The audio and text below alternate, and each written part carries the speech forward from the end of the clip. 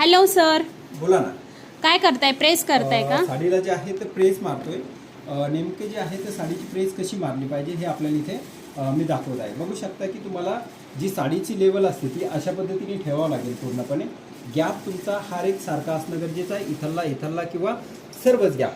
त्यानंतर तुमच्याकडे साडी कशाही पद्धतीने जरी घातली तरी सुद्धा साडी तुमची ही पांगली नाही पाहिजे. बघा, उदाहरणार्थ मी ही साडी घेतली आणि मी समजा अशा पद्धतीने पळालो, ठीक आहे, तर याच्या पुढे तर कस्टमर जे आहे ते पळू शकत नाही, बरोबर आहे. तरी तुम्ही सुद्धा बघू शकता की प्लेट ही बिलकुल तुमची खोलले जाते. अजून एक प्रश्न होता सर, ज्या एवढ्या प्लेट आल्या आहेत तर साडी समजा 8 वार असते किंवा 9 वार असते तर एवढ्या प्लेट येत नाही, कमी येतात.